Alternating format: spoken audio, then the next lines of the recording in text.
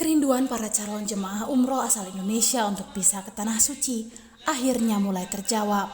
Setelah sempat tertunda sejak tahun 2020 lalu, pemerintah Arab Saudi akhirnya kembali mengizinkan Indonesia mengirimkan jemaah umrohnya lewat nota diplomatik yang diterima Kementerian Luar Negeri pada 8 Oktober lalu. Kini pemerintah dalam tahap akhir pembahasan teknis syarat keberangkatan jemaah, termasuk soal vaksin dan proses karantina. Ada pertimbangan masa karantina selama 5 hari bagi jemaah umroh bila mereka tidak memenuhi standar kesehatan yang dipersyaratkan. Mempertimbangkan untuk menetapkan masa periode karantina selama 5 hari bagi para jamaah umroh yang tidak memenuhi standar kesehatan yang dipersyaratkan.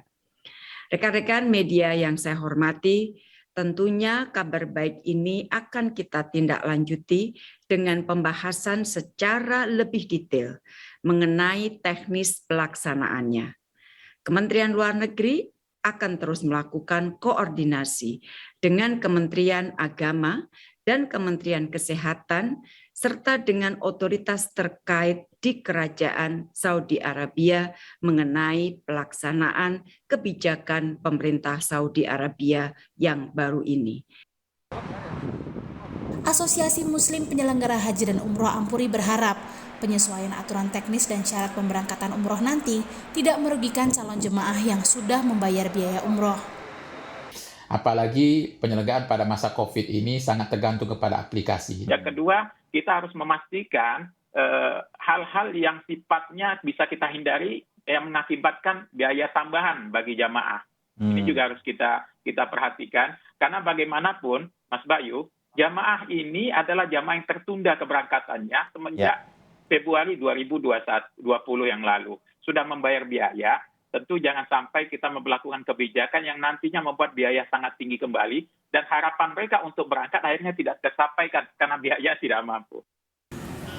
Salah satu masalah teknis yang harus segera dicari solusinya adalah kode barcode pada aplikasi Peduli Lindungi yang dipakai luas sebagai standar status vaksinasi di Indonesia ternyata tidak kompatibel dengan sistem yang dipakai Arab Saudi. Ya, selama ini memang aplikasi yang kita punya, yaitu Peduli Lindungi, itu belum bisa dibaca oleh petugas Saudi. Nah, ini yang sedang dibahas dengan pihak Saudi, terutama antara Kementerian Kesehatan kita dengan Kementerian Saudi.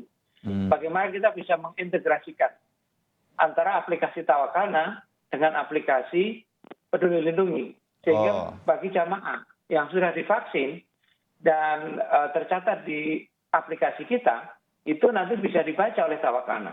Karena tanpa itu, ya susah jamaah untuk masuk ke Masjidil Haram.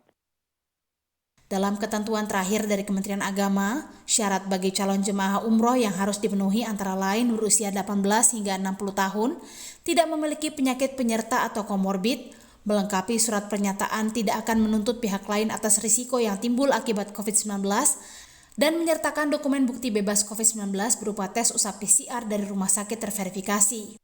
Hingga saat ini, Arab Saudi juga hanya menerima pendatang yang disuntik 4 vaksin, yakni Pfizer, Moderna, AstraZeneca, dan Johnson & Johnson. Penerima vaksin Sinopharm dan Sinovac harus mendapatkan suntikan booster atau penguat dari keempat vaksin yang diakui Arab Saudi. Tim Liputan, Kompas TV.